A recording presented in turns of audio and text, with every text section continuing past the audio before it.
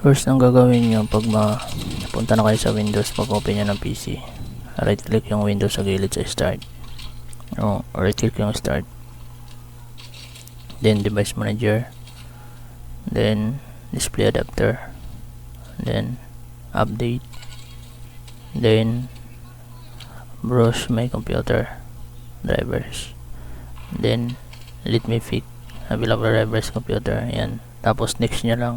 Pag next nyo, magbiblink yung ano nyo, magre-restart. Yun na yun. Tapos Steam kayo sunod. Tapos sa Steam, pag na ano na yun, na-restart na, back natin. Pag okay na, na-restart na, right click your Steam, run administrator, then yes, then open. Okay,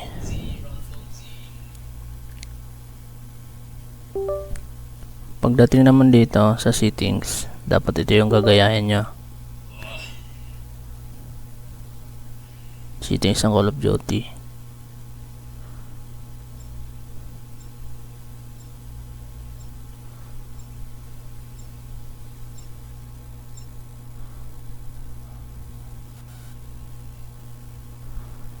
Wait.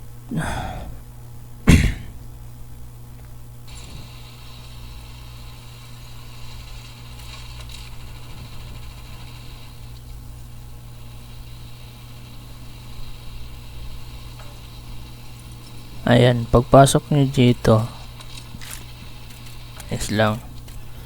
Tapos pwede kayo settings agad. Warzone, click nyo Warzone, then settings kayo, then graphics,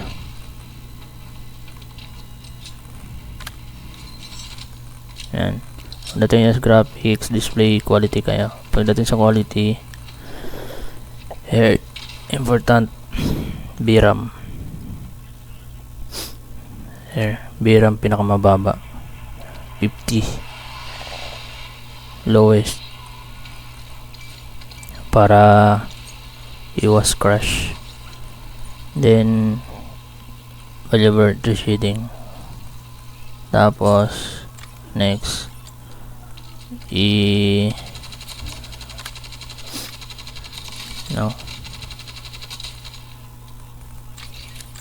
ito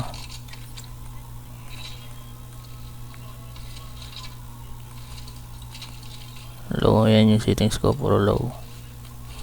And then here takes 50. Ayun, yun lang. Then ano nyo lang, reshade nyo lang. Meron dito interface, hindi pala, saan ba yun? Dito, ganito lang nyo reshade, tapos restart. Ayun na, hindi na magka-crash yan.